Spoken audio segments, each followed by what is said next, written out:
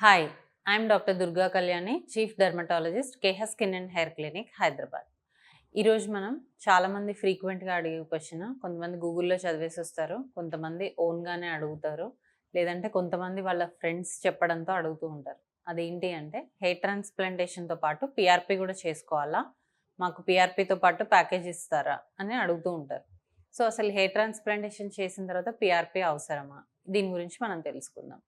So hair transplantation మనం different grades of androgenetic ఎలపేషియా ఉన్న వాళ్ళకి చేస్తాం. 1 to 7 గ్రేడ్స్ ఆఫ్ ఎలపేషియా ఉంటుంది. దాంట్లో 4th to 7th గ్రేడ్ మనం హెయిర్ ట్రాన్స్ప్లాంటేషన్ చేస్తాం.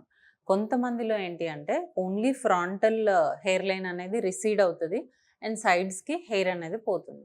ఇక్కడ హెయిర్ ఉంటుంది బట్ థిక్నెస్ అనేది చాలా తక్కువగా ఉంటుంది, అంటే హెయిర్ థిన్నింగ్ ఉంటుంది. సో అప్పుడు మనం ఏం చేస్తామంటే ఎక్కడైతే కంప్లీట్గా బాల్డ్ అయిందో అక్కడ హెయిర్ ట్రాన్స్ప్లాంటేషన్ చేస్తాం.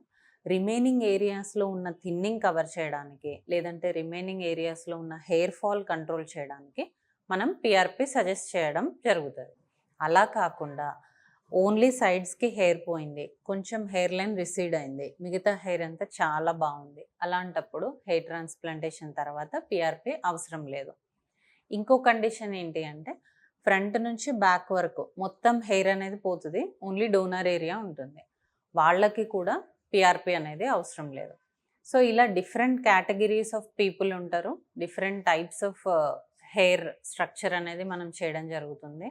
హెయిర్ లైన్ కొంతమందికి, సైడ్స్ కొంతమందికి, సెంటర్లో కొంతమందికి, రిమైనింగ్ ఏరియాస్ థిక్ ఉండడం, థిన్ ఉండడం, ఇలా రకరకాలుగా ఉంటుంది.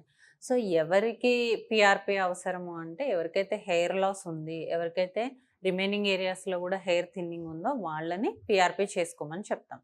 అది కూడా ఎప్పుడు అంటే హెయిర్ ట్రాన్స్ప్లాంటేషన్ చేసిన తర్వాత ఒక 2 to 3 months తర్వాత, ఇది సెటిల్ డౌన్ అయిన తర్వాత, అప్పటికి కూడా వాళ్ళకి స్టిల్ హెయిర్ లాస్ ఉంటే కనుక మనము పిఆర్పి చేయడం జరుగుతుంది. లేదు కొంచెం ఇంకా థిక్నెస్ ఇంప్రూవ్ చేసుకోవాలనుకుంటున్నారు అంటే పిఆర్పి చేయడం జరుగుతుంది.